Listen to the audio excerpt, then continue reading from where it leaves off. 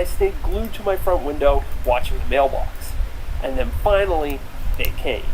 So we have PCBWay in the white, JLC 3DP in the blue, and I guess we're going to unbox them and see who did it better. Now, in the interest of full disclosure, PCBWay has sponsored a video from me in the past, but I currently have no working relationship with them. And similarly, JLC 3DP has approached me about potentially sponsoring a video, though nothing ever came of it. Unboxing these parts was a pleasant surprise. Like I said earlier, both services warned me that some of the walls of my parts were too thin and might get damaged during post-processing.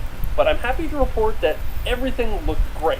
So if you're planning on ordering any of your own parts, just know that both these companies are pretty conservative when it comes to evaluating printability. And so now, the only real question left is, who did it better?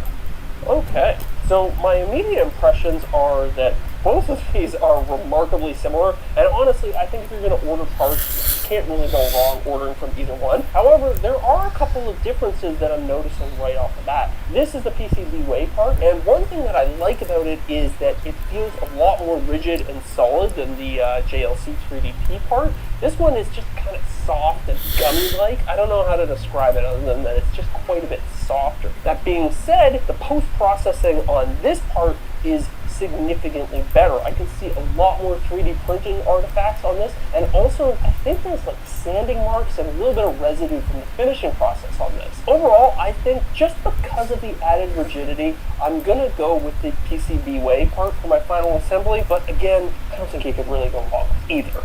Getting parts professionally 3D printed like this is an absolute game changer. Sure, it's not the cheapest thing in the world, but when you compare it to the materials and the amount of time that it would take to post-process my own 3D prints, it starts to look like a downright bargain. Plus, it opens up my designs for all of you guys at home who don't have 3D printers, but still want to get in on the fun. Oh man, that looks so good. Now, before we get into the final testing, I've got one last feature that I want to add. Modern game consoles all have built-in storage so that you can download games from the internet and then not have to switch discs or cartridges in order to play other games. That same storage also allows you to save right onto the system. It's really convenient and something I've grown to expect from basically every system at this point. Obviously, the Game Boy predates that kind of technology by several decades. But what if I told you that there was a way that we could add all of that functionality and more with a little piece of hardware? This is the Easy Flash Omega, and with it we can load every single Game Boy Color, and Game Boy Advance game onto a single cartridge. In this slot, we can drop in a 128 gigabyte SD card, and on that you can load as many ROMs as your heart desires. Honestly, the games are so small that it might as well be unlimited storage. Once you boot your device, you're greeted by this fun screen here where you can pick from all of your favorite games. Now, obviously, it's still illegal to download games that you don't actually own, but this is a great way that you can play all of your legal backups. But wait, there's more. You can also run cheats and community-modified versions of games. There is support for save states, saving to the SD card, basically instant loading times, and for the extremely limited number of games that actually supported it, there's rumble functionality. Oh, and it'll even emulate NES games too. It is a bit pricey, but it's a huge upgrade and makes this system a lot more modern. And I guess that's as good a point as any to show off all the cool things that this upgraded screen can do. Instead of just one level of brightness like the old screen had, this new one has 8 different levels that you can cycle through by pressing this button. This thing gets seriously bright, which makes it infinitely more usable. And it also gets pretty dim too, which is great for playing at night without searing your eyes. If you hold down the brightness button, you can actually bring up this menu here, which lets you cycle through various screen modes, including this one that does a great job of emulating the original Game Boy's color palette. But, you know, you can actually see it. And, if you want, there's even a couple of fake scanline modes too. This last setting here is probably beyond the scope of this video, but it basically toggles how the screen handles transparency. The original Game Boy never officially supported transparency, and the devs had to do it in a really hacky way that doesn't work well on modern screens, so that setting there fixes it. The new speaker is also way louder and much clearer. Here's a quick sample comparing the two.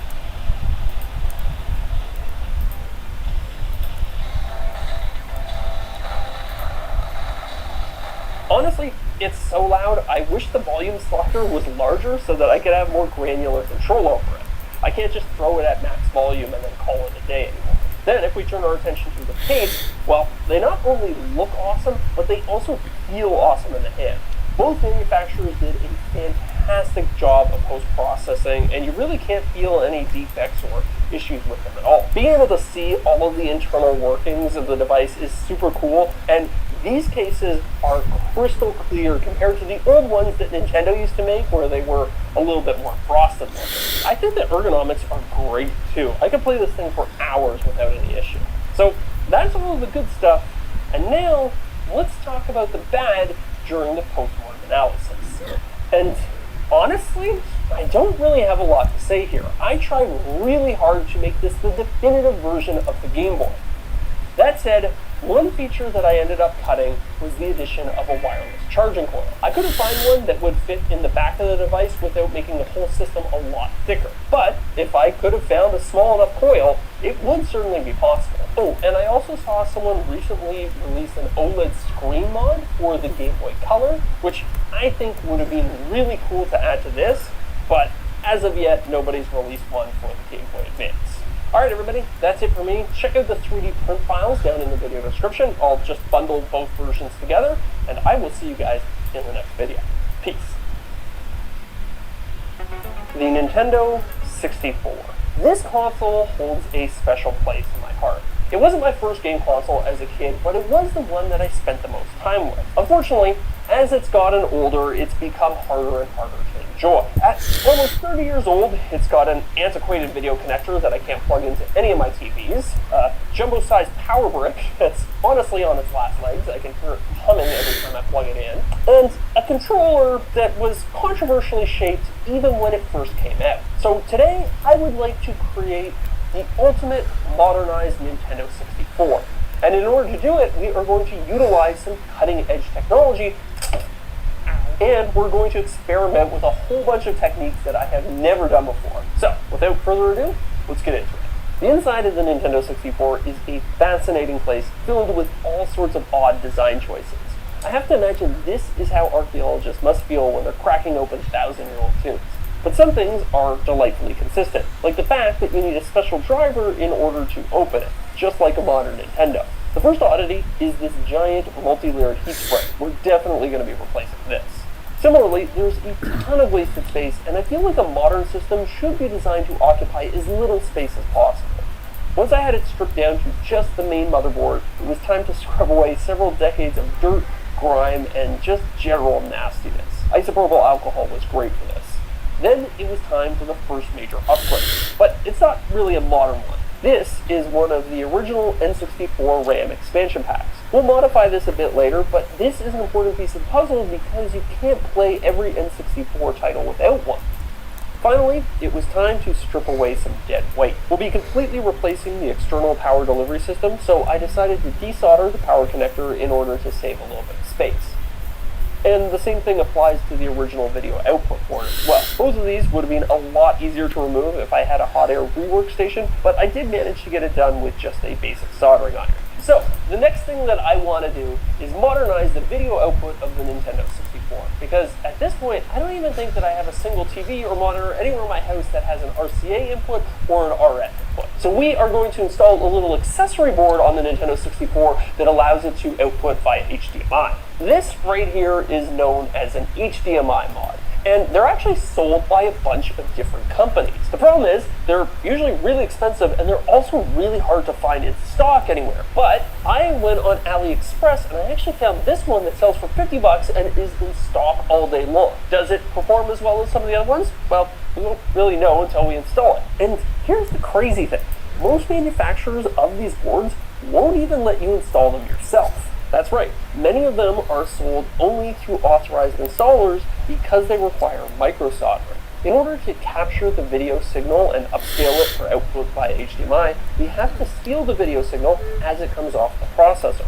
And that means soldering this ribbon cable directly to its pins. But don't worry, it's not as hard as it sounds. I used some Kapton tape to hold the ribbon in place, cleaned up the contacts with some flux, and then got ready to do some drag soldering. This is a technique where you apply a bit of solder to the tip of your iron and then drag it over the contacts you want to join together. The nice thing about solder is that it's attracted to the contacts, so generally it's going to go where you want it to go. The main thing that you have to watch out for is accidentally applying too much and bridging adjacent pins. Take your time, less is more, and you can always remove excess solder with a solder wick. It should look a little something like this when you're done. Next, I stole power for the HDMI mod from this nearby voltage regulator and soldered this last leg to the second pin on the PIF chip. And that's it. We should now be able to play our N64 games in glorious 720p. Let's move on to upgrading the coolant. The original heatsinks for the N64 are big, ugly, and made out of aluminum. So I bought these perfectly sized copper heatsinks that will fit directly on top of the main heat generating components. They're much more thermally conductive and shaped in a way that should make them much more effective at radiating heat. I also attached them with some of the highest performance thermal pads on the market, which should be a big improvement over the almost 30-year-old ones that were there before. Oh, and then later I also did the RAM expansion pack once I found some copper heatsinks that were small enough to fit. So would you look at that, we actually managed to get it done. And honestly, it wasn't as bad as I thought it would be. I mean, it wasn't easy, mind you. However, with a little bit of practice, I think just about anybody could do this. And that's key there, practice. I did actually practice before I did this. This is a micro soldering practice board. It's basically just a PCB, it comes with some microchips, and you can practice soldering them in place. It was a really good chance for me to test out my drag soldering skills and work on things in a non-mission critical scenario. So, well worth it. I'll include some links for this, as well as all the other tools and materials that I've used throughout this project down in the video description. Now that we've figured out how we're going to get video out of the Nintendo 64, let's talk about how we're going to get power in. I want to power this system with the most ubiquitous power connector in my house, USB-C. And thanks to the new USB-C power delivery standard, a little wall adapter and cable like this should supply more than enough power for the Nintendo 64. But just because it's simple and clean looking doesn't mean it's going to be easy, because the Nintendo 64 needs a couple of different voltages in order to run. So let's talk about how we're going to deal with that. This first board is a USB power delivery breakout module, and it communicates with the power brick and tells it how much voltage to supply. By setting these dip switches, we can configure it to request one of the operating voltages for the N64, 12 volts. I then soldered a bunch of leads to the output terminals. Most of these will go directly to the motherboard, but one pair will go to the second auxiliary board. By soldering this terminal, right here, we can configure this module to step down 12 volts to just 3.3, which is the other voltage that we need. From there, all I had to do was solder on a few wires that will connect back to the original power delivery terminals on the main motherboard. And can we just take a second to appreciate how much smaller these new boards are than the original power brick? It's crazy how far technology has come. As a final step, of course, I had to plug in the power and test to see if everything still worked. Look at that, it actually works. Or, I mean, at least I think it works. We won't really know until we get it hooked up to a video display and see if we can get anything out of it. So now that we've got the electronics sorted, the next thing that I want to do is build a case for the Nintendo 64. And in order to do that, we are going to be exploring some really cool technology. This is the Ultracraft Reflex 3D printing system from Hey!Gears, and it's a resin-based 3D printing system. Now, there are a whole host of reasons why resin-based 3D printing is superior to FDM-style 3D printing that most people are familiar with. But the one that I am the most excited about is the fact that you can print transparent plastic. So we can embrace that old retro style of a clear plastic case. Like I said at the start of this video, this is a technology that I have never worked with before, and I'm excited to learn all the ins and outs of it, but I figured if it's something new, might as well start small. So down here, you can see a little preview of what we're about to print, and it's actually a new cartridge for the Nintendo 64. The first thing that you have to know about resin 3D printing is that it's a lot more involved than FDM-style printing. But Hey!Gears has created a completely integrated system that makes the process as streamlined and as user-friendly as you possibly could.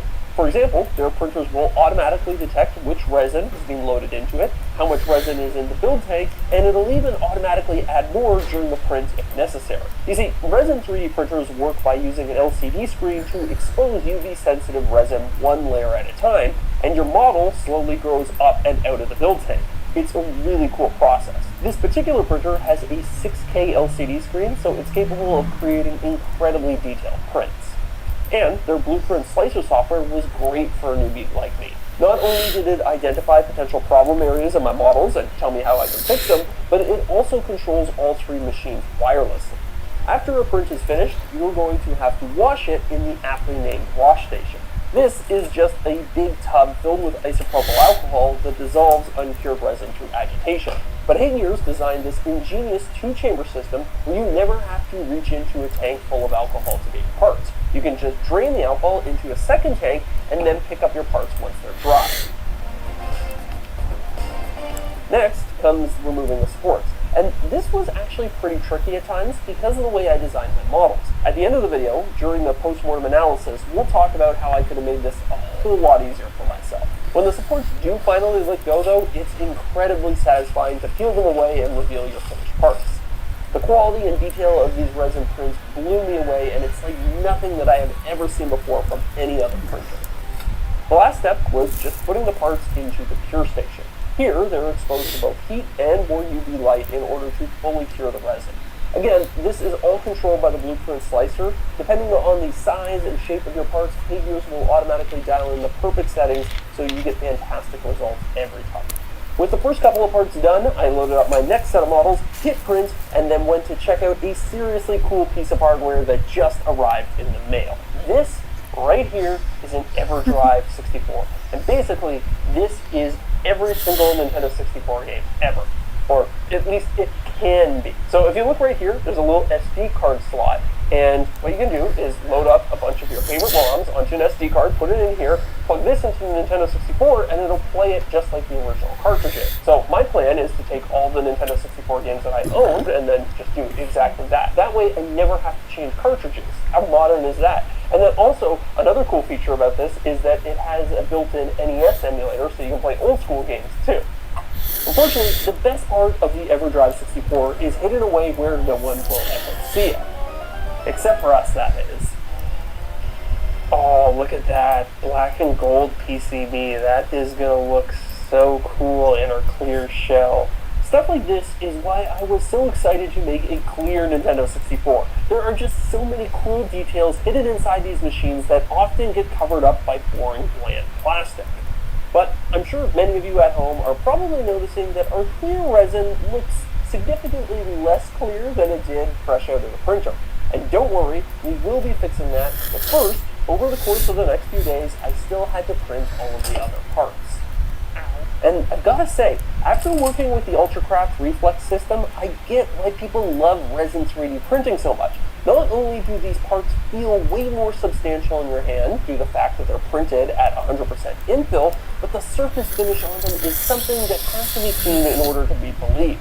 It's bordering on the same quality as injection molded plastic. And when you can get that level of quality and precision at home, all wrapped in a user-friendly package, it becomes pretty easy to imagine how the Ultracraft Reflex system could become the production cornerstone of your business, whether it's selling prints on Etsy or just making your own custom consoles the way that I do.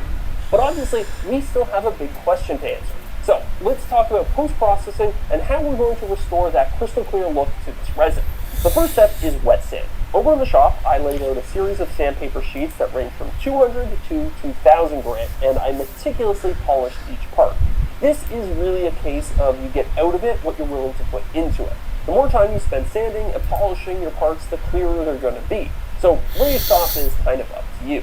After that, I thoroughly cleaned all the parts with more isopropyl alcohol, and already I could see that my plastic was looking a lot more clear. But I knew we could still do better. So I dried off the parts, improvised a way to hang them outside, and then sprayed on several thin coats of acrylic automotive clear coat. Not only will this finish fill in all the little micro scratches on the surface of the plastic, but it will also provide long-term UV protection for the parts and help them to maintain their clear look over time. Once the acrylic dried, I inspected the results, and they were pretty fantastic. Oh man, look at how cool some of these parts look. I mean, my spray paint job isn't perfect in all the places, but it's not bad, and it's definitely a lot clearer than it was when it came out of the printer. Finally, it was time to assemble the case that I had worked so hard to create. And thankfully, this part was pretty easy thanks to my design. The front panel magnetically attaches, so I glued 6 pairs of magnets into both the top and the bottom half of the console. Installing them as pairs like this ensures that I won't accidentally mix up their polarity. The glue needed a second to set, so I busied myself by installing a bed of double-sided tape over here where the PCB for the HDMI module goes. And then I installed 6 brass standoffs to support the main motherboard. I undersized all of these holes ever so slightly, so as I'm screwing them in here, they're actually cutting their own threads. These standoffs create just enough clearance under the main motherboard that both the HDMI mod and the power delivery board can sit comfortably below everything else. And this seems like a good time to mention that if anybody wants to tackle this project at home, I'm going to make all of these 3D print files available for purchase over on my store. I'll put a link down in the video description. And of course, the standoffs were positioned so that I could just screw down through these original mounting holes and secure the motherboard. The top and the bottom simply pressure fit and click together, and the final step was adding a bit of glue to these magnet holes and pressing the front panel into position. Not bad looking, but I wasn't done just yet. You see, I hear that Nintendo doesn't really like it when you use their name, so I decided to create my own custom branding for this project. And I was looking at the Nintendo 64 logo, and I noticed something about it. If you just kind of turn it 90 degrees, that N becomes a Z. So I think we can exploit that. A simple rotation wasn't quite enough to achieve the effect I wanted here, so I also applied a subtle perspective shift in order to sell the whole effect a bit better. Then, obviously, I had to replace the word Nintendo with my own name in a font that is similar, but Nintendo's lawyers should note is distinctly different than the original. And then, of course, there's also the infamous 64, which in this case referred to the number of vertices and faces on my 3DZ. There we go, we now have our custom Zach Build 64 logo, and the next thing we need to do is print that out onto a vinyl sticker. However, I don't have a vinyl sticker printer, but I do have a friend who has one, so I think it's time I cashed in a little favor. Turns out it's way easier to make vinyl stickers than I ever thought. All you need is printable vinyl, color printer, and a Cricut.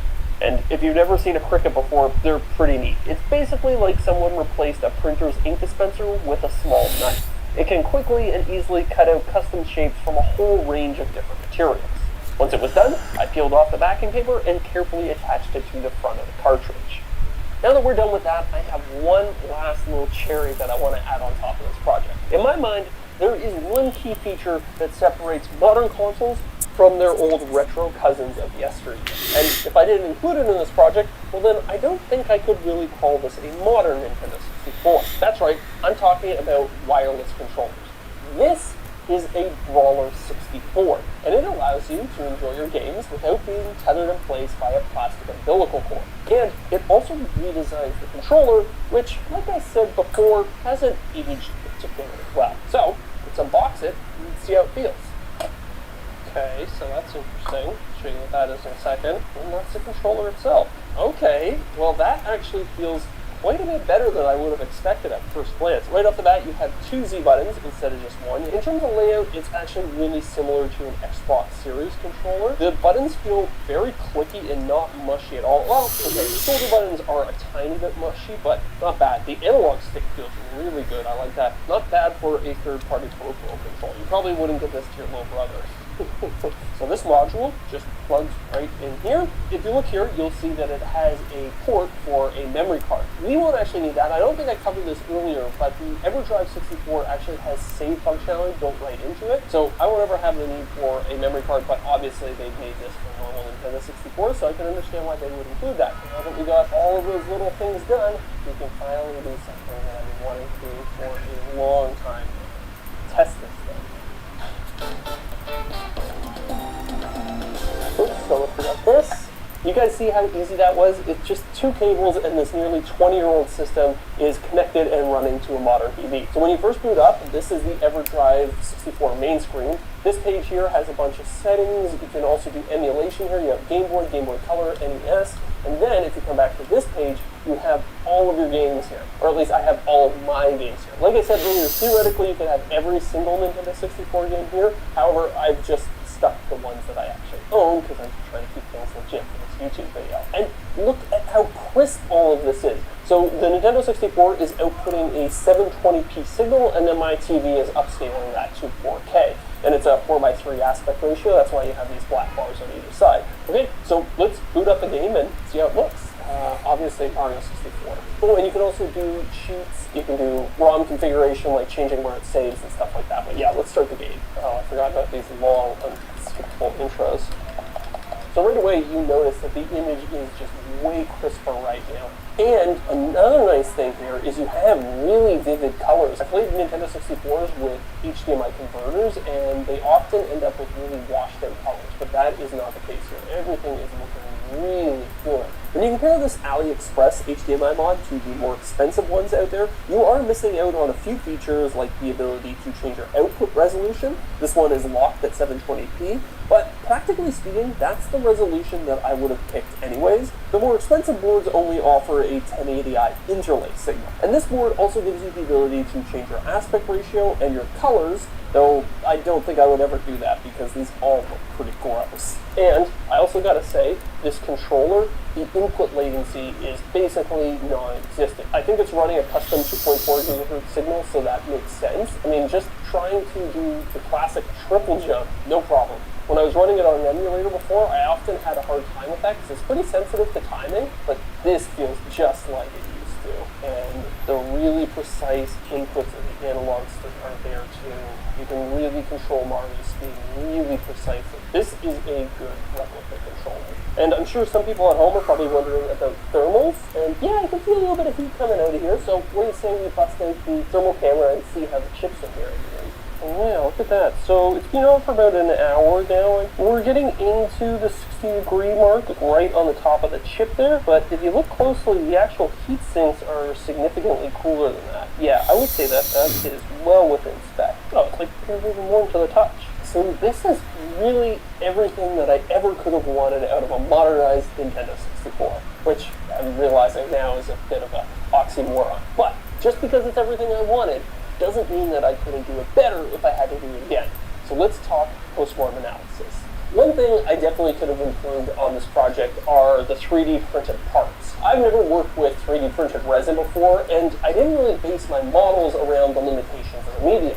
In the future, I would avoid having all of these large, flat sections, and also, I probably would have oriented my models so that the supports were on the outside of your face, and then they would have been easier to remove during the post-processing. I also think it would have been cool to add a little bit of active cooling to this project. It's not really necessary, but keeping these parts even cooler might add some additional longevity to this geriatric system. And then finally, I thought about this one at the end, but since I don't really need this memory card slot here, I could have just disassembled this and then wired it to the backside of the controller ports. I mean, how cool would this thing have been with 4 wireless controllers and then no ports along the front? I think that would have looked really cool. So that's it for this video. Thank you so much for watching, and you might want to get subscribed so that you don't miss my next video where I make my own DIY air quality meter. Or maybe it'll be my DIY Dolby Atmos speaker. Either way, get subscribed, and I'll see you in the next one. Peace.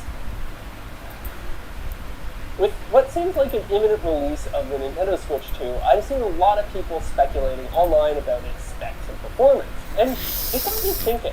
We don't even know the true limits of the original Nintendo Switch's hardware. You guys really seem to like my Switch Pro video, but some of you guys in the comments raised some really interesting points. After doing a little bit of research, I realized that had I started with a Switch OLED, I could have pushed things even further. So today, we are going to find the limits of the current gen hardware and create the ultimate Nintendo Switch OLED.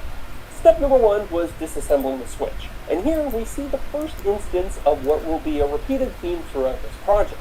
Namely, that Nintendo doesn't want you doing this and will try to stop you at every turn.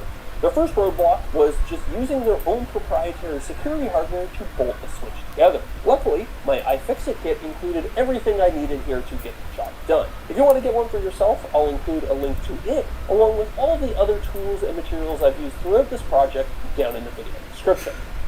So why is the Switch OLED so much better than the launch Switch? Well, after the security disaster of the original Switch, Nintendo revised their hardware to beef up security.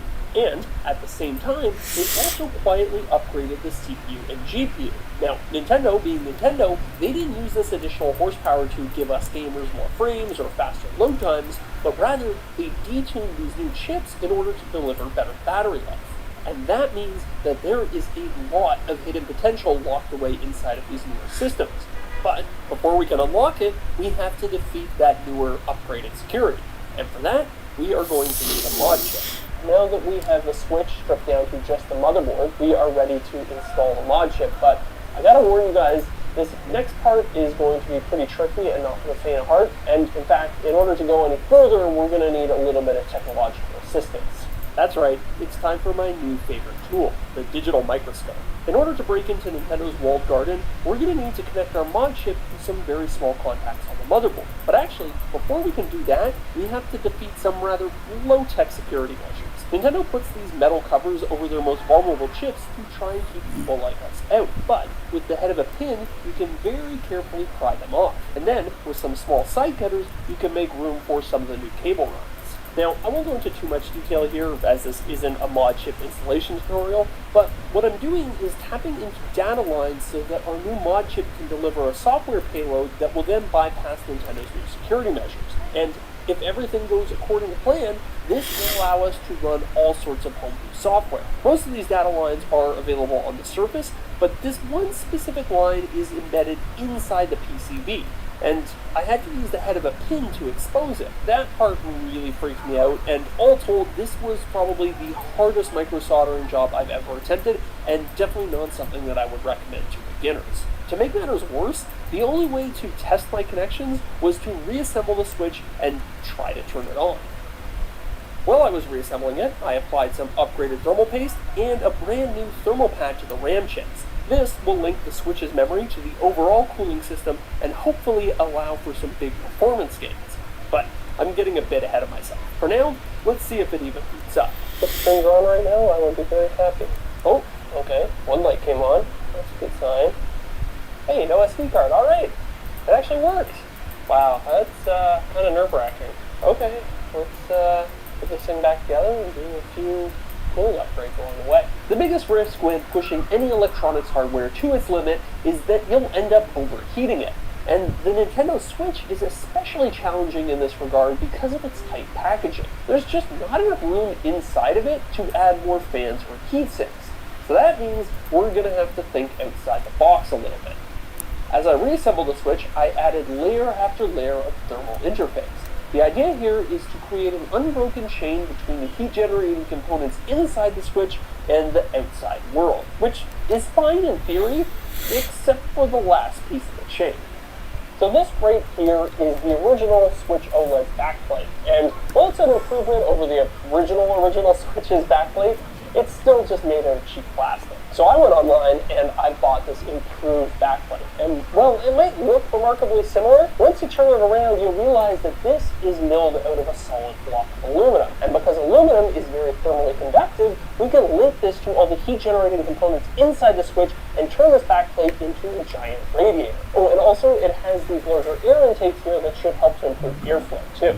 After salvaging a few smaller parts from the OG backplate and then transplanting them onto the new backplate, I installed one last layer of thermal pads. I now effectively had a Switch with an extremely overspec heatsink. Alright, now that we got this thing all buttoned up, I'm immediately realizing that I'm going to have to take it apart again. But before we do that, let's get the software set up and see what this mod chip can do. So, first thing is first here. We have to protect ourselves against getting banned by Nintendo. Our first layer of defense is what's known as an emulator. Basically, this is a copy of the Switch's file structure that lives on an SD card, and you can kind of think of it like a playground for experimenting with homebrew software. On the Emunand, we are going to install Atmosphere OS, which looks almost identical to the normal operating system, except it removes a bunch of Nintendo's constraints and allows us to run unsigned code. And trust me, we're going to have a lot of fun with this later. Our second layer of defense against Nintendo is editing this config file to prevent our Switch from communicating with any of Nintendo's online services. And then finally, I want to install the Switch Overclock Suite, which will allow us to unlock the potential of the Switch OLED. Or at least eventually it will. When you first get it, the only overclocks available to you are very conservative. In order to unlock the true potential of your Switch, you have to download this loader.kip file, upload it to an online configuration tool, and then dial in your settings. So, with a little bit of experimentation, I found the limits of this particular Switch. And yeah, they are pretty crazy. We'll do some benchmarking and testing later, but for now, I need to solve a new problem that I've just created. An overclock switch is going to consume a lot more power, and thus it's going to kill the battery life of our poor little switch here. So how are we going to fix that? Well, with a bigger battery, of course. Or actually, rather, it's more like 2 batteries.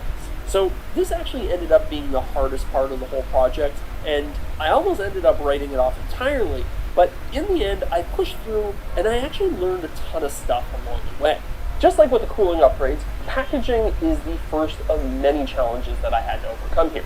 Inside the switch, there isn't enough room for 2 factory batteries, but there is enough room for 2 batteries from a defunct Chinese cell phone manufacturer. And as you can see, I actually got 6, which we'll discuss more in a second. These batteries have a slightly smaller capacity, but they're also physically much thinner. So after a little bit of trimming of the RF shielding and a tiny bit of the mid-frame, 2 of them should just fit inside of the switch. Our next challenge is going to be getting these batteries to play nicely with their new hardware. First, I had to remove the stock battery management system. This PCB is responsible for keeping the battery from overheating, overcharging, and over-discharging. But it also expects the battery to be connected to some very specific hardware. And if it isn't, the BMS will shut down the party. To get around that, I got the generic BMS boards to replace them. That way the batteries are still protected, but are much more compliant for modding. And then I hit a new roadblock. My solder wouldn't stick to the terminals of these batteries. As it turns out, soldering to battery tabs requires a very specialized type of solder flux. So a couple days later, this stuff showed up in the mail and allowed me to make those connections. Now, soldering to battery tabs is a delicate affair. Even with the right solder and flux, you want to do things as quickly as possible so you don't transmit much heat into the battery packs. Having a large soldering tip with a lot of thermal mass will really help. Eventually, with a bit of practice, I got all 6 cells connected. However, a bit of testing quickly revealed that my BMS boards weren't outputting the correct voltage. At first, I thought I had damaged them or maybe done something wrong, but after a bit of research online, I realized that there may have been a manufacturing defect with these specific boards. To fix it, I had to short these 2 pairs of contacts with some short bits of wire. And after that, they actually started functioning as intended. But the challenges didn't stop there. Next, I had to fully charge each battery, which sounds simple enough in theory, but how would you do that without anything to plug them into? Well, what I ended up doing was connecting them to a benchtop power supply. I configured it to deliver the maximum charging voltage for the cells and limited it to 1 amp of current. It started off delivering a constant current, and slowly the voltage of the cells rose. Eventually, you hit the max charging voltage and the current starts to drop. Once it hits 0, you know that the battery is fully charged and ready to go.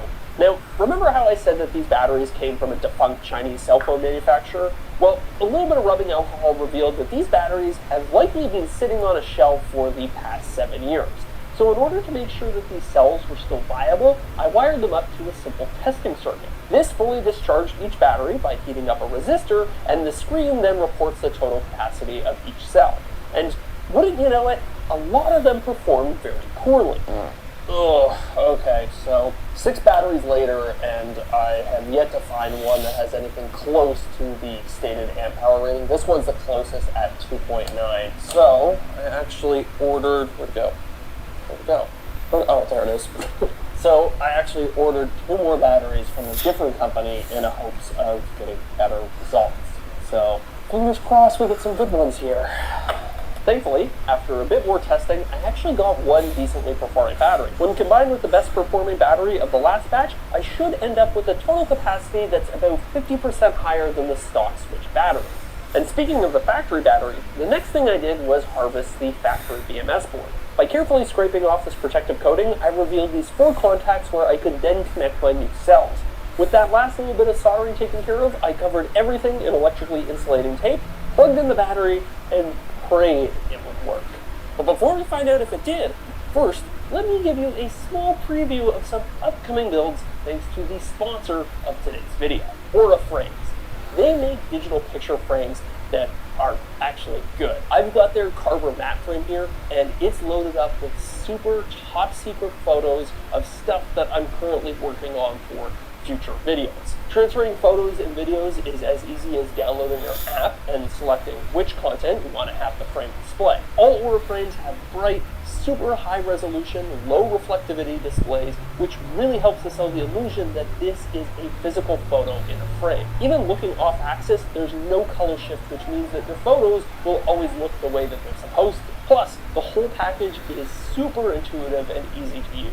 I had my frame set up and running in less than 5 minutes. And the more the merrier. You can invite your friends and family to share photos to your Aura, or you can give one as a gift and then easily share photos with loved ones. To get your own Aura frame, check out the link down in the video description and use the code ZachBuilds to get $35 off their best-selling Carver matte frame.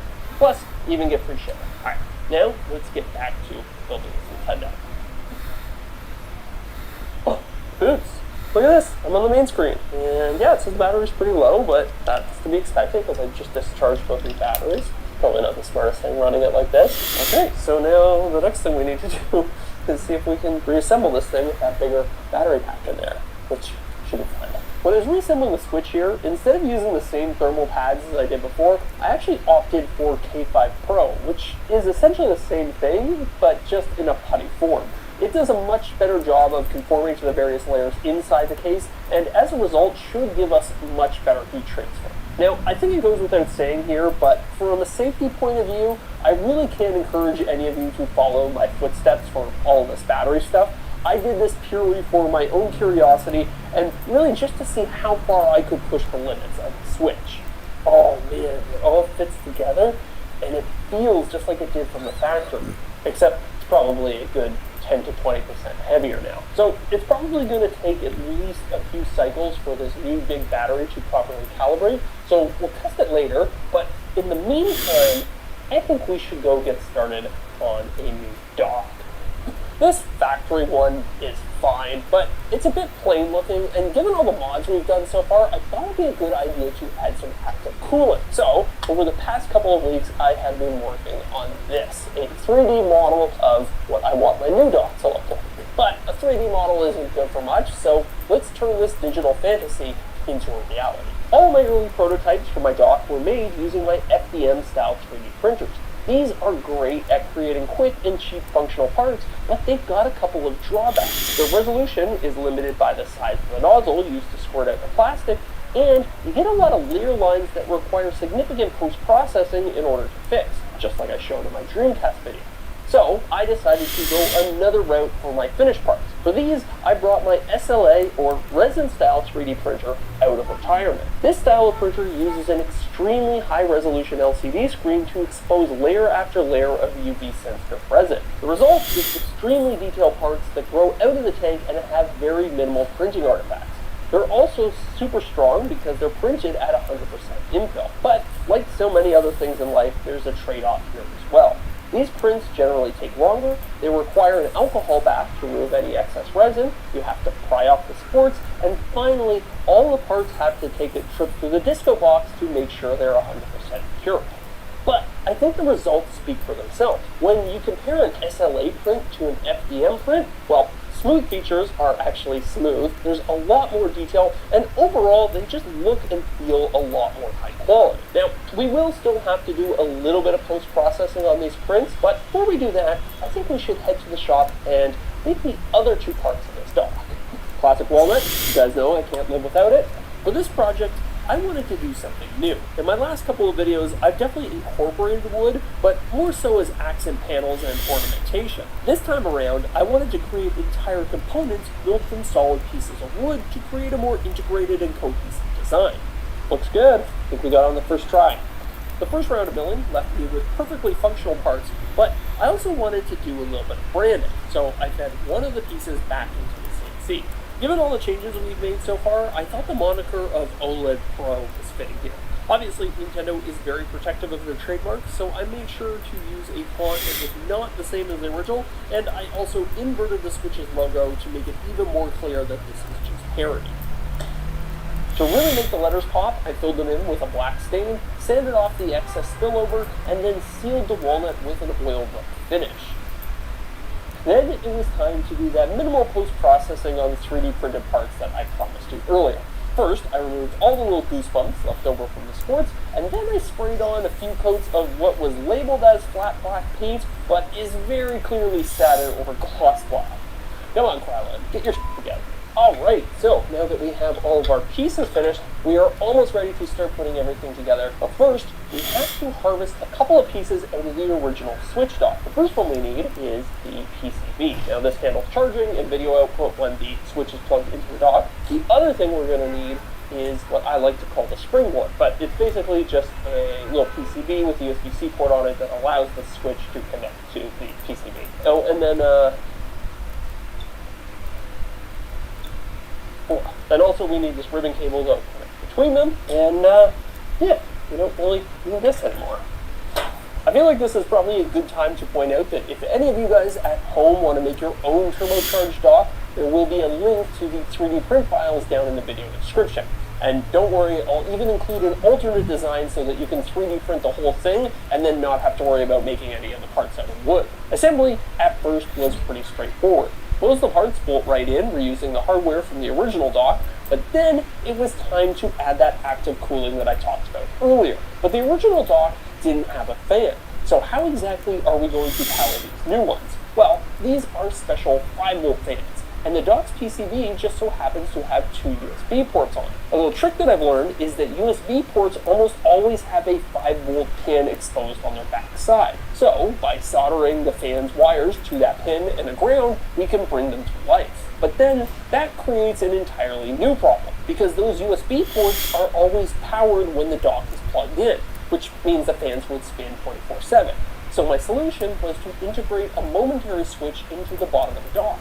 That way, whenever the console is in the dock, the switch will be depressed, the circuit is complete, and the fans will spin. Pretty simple, right? In order to prevent the switch from rubbing against the dock, I included these channels that are just wide enough to accommodate some adhesive felt strips, and then I screwed the front plate in place. I didn't like the idea of having 2 big screw heads right in the front of the dock, so I used these special washers that allow you to screw a gold cap right over the exposed hardware, and everything looks nice and clean. Oh man, that looks so good. So now that we have our new dock assembled, what do you say we finally test out the limits of our new Switch Pro?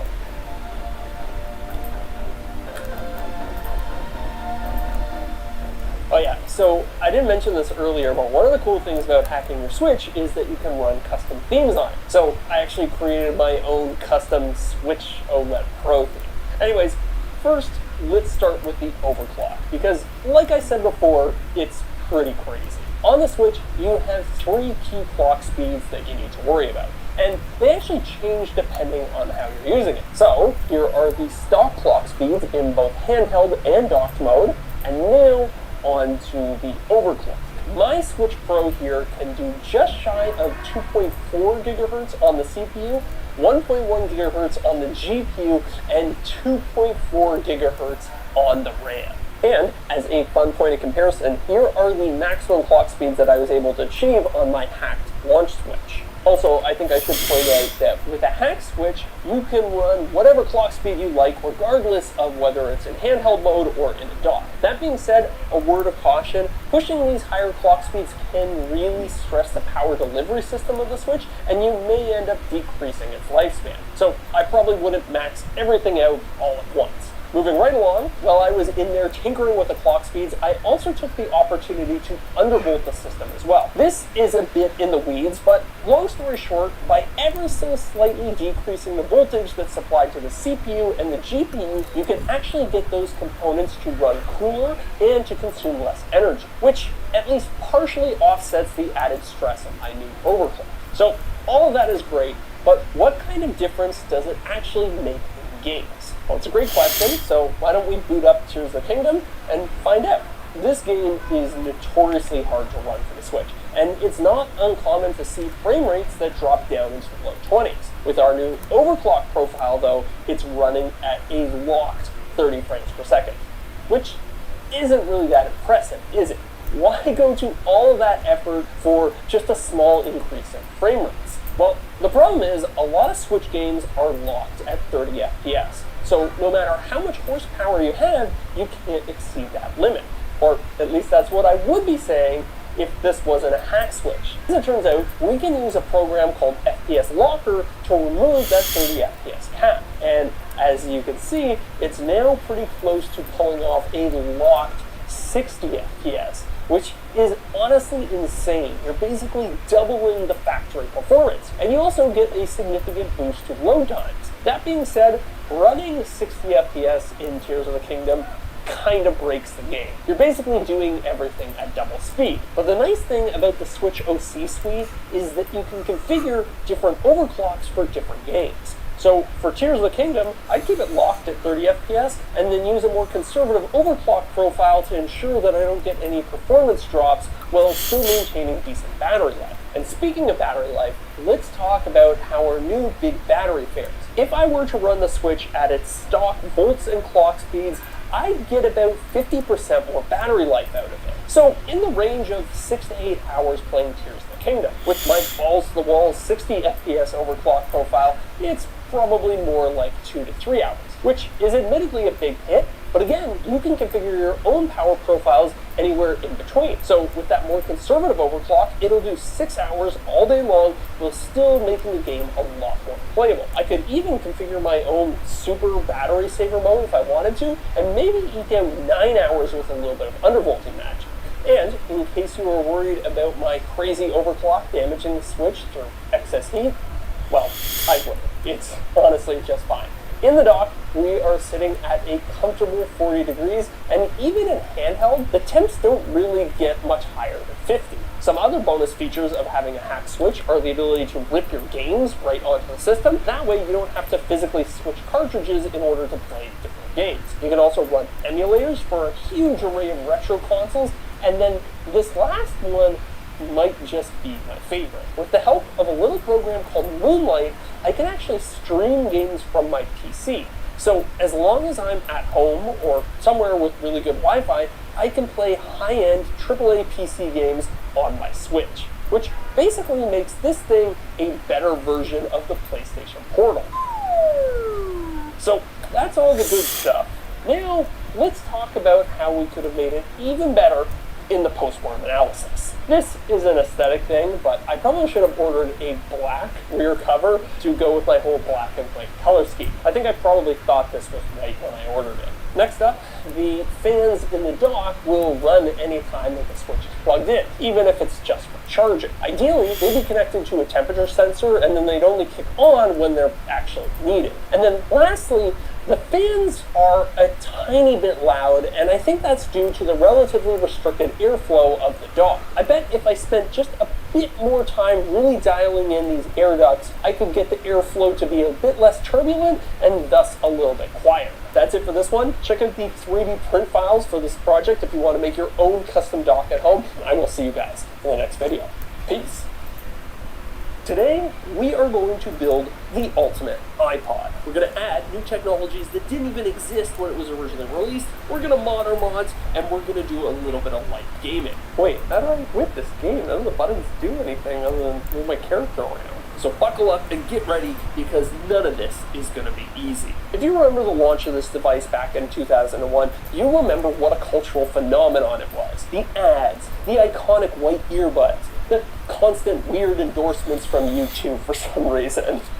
The iPod was everywhere, and for a good reason, too. This device quite literally changed the way people enjoy music. All of a sudden, you could fit your entire music collection on something that could fit inside of your pocket. Now, that might seem trivial today, but back then, man, it was insane. And as a result, everybody had an iPod. Well, except for me, that is. I was too poor, so I had this cheaper knockoff. But eventually, I did get my hands on one of these 5th generation iPods, or what the kids used to call an iPod Video. And as it turns out, in 2024, there are a lot of fun things that you can do to these 5th gen iPods. So join me today as we fix some of this product's weak points, add new features to modernize it, and just generally answer the question of, is there a role for a device like this one in 2024? So the first thing I had to do was break out some tools and crack this iPod wide open. And thankfully, with these 5th gen iPods, that's actually pretty easy to do. There's 10 or so clips around the outside that hold the front faceplate in place. So by gently prying and shimming your way around it, it should pop right off. And then, once you're inside, there's a bunch of ribbon cables to disconnect, and in our case, parts for us to get rid of. The first one goes back to the rather small original battery, which we're definitely going to be replacing. The next one connects to this really cool miniaturized mechanical hard drive. I'm sure back in the early 2000s, these things were an amazing feat of engineering, but these days we have much better options. This next one here connects the headphone jack and hold switch, which we're going to be keeping, but also heavily modifying. And then this ribbon cable connects the screen to the main motherboard. And here again, things have changed a lot in the last couple of decades, so we'll be replacing the screen too, but in order to remove the original one, we need to dig a little bit deeper. The front face of the iPod is connected to a metal midframe that holds everything in place. In order to separate them, you have to undo these screws and then gently pry the two apart. The main motherboard is sandwiched between the two and also connects to the front wheel, so getting it all undone requires a bit of patience. And as you can see, my poor eBay iPod definitely suffered some abuse in its past life with this weird white residue.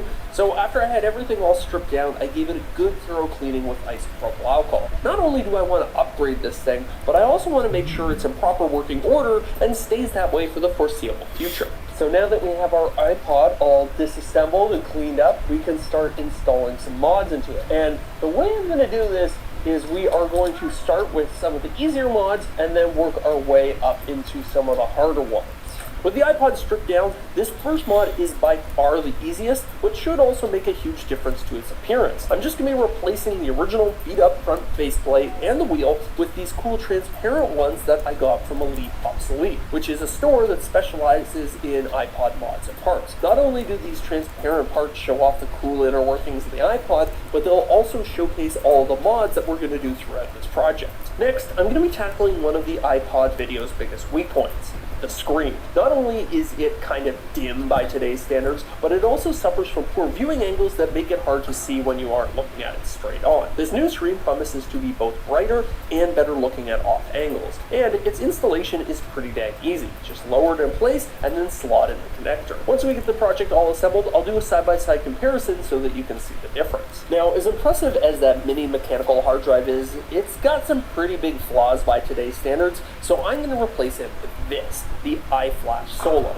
or in layman's terms, an adapter that lets you replace your hard drive with an SD card. And the benefits here are fourfold. You get way more storage. In my case, I'll be installing a 256 gigabyte card, but you can do even more than that if you want. Though, you should note that the iPod can only address something like 50,000 songs, so at a certain point, more storage just doesn't make any sense. It's also way more shock resistant and durable because it doesn't have any moving parts. Similarly, it should make the iPod more responsive through decreased sync times. And finally, it consumes a lot less power, which will extend battery life. Now, I do plan on modifying the iFlash Solo, but we'll save that for a little bit later. First, let's talk more about battery life. The stock battery is 600 milliamps, or at least it was when it was brand new. Today, it's probably significantly less than that, and the internet is absolutely filled with big battery mods for the iPod, so I went and found the biggest one that I could. This battery claims to be 3,800 milliamps, and based on its markings, I'm assuming it came out of an old LG phone. Thankfully, someone else has already done the hard work of replacing the battery connector, so just like our other easy mods, this one is basically plug and play as well.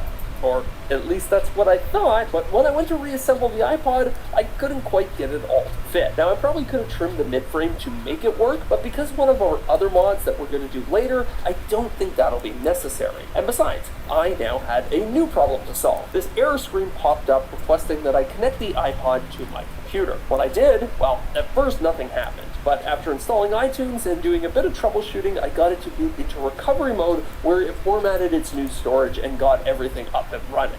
So when you look at this thing, in just a few hours we've given it a complete facelift, we've installed that new screen, we've septupled the battery life, 10x the storage, and just made this thing look so much cooler. Now obviously there's still the issue of the case to deal with and a backplate not fitting on there quite right, but before we do that, I actually want to install 2 more mods. Now these ones are going to be hugely impactful to the usability of the device, but they also require quite a bit more skill to install. So the first thing I want to do is add some haptic feedbacks to our iPod. This is a technology that is so ubiquitous at this point that you might not even know that you're interacting with it on a near daily basis. You know how when you type out a message on your phone, you feel a slight rumble with each keystroke? Well, that is haptics. And the iPod actually has a rudimentary version of this in the form of this little clicking sound you get when you're scrolling through the menus.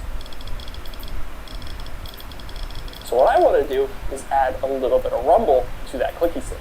This is the iPod Taptic Mod, and what it is actually remarkably simple. It's just a vibration motor out of an iPhone 7, which is cool, but as you can imagine, installing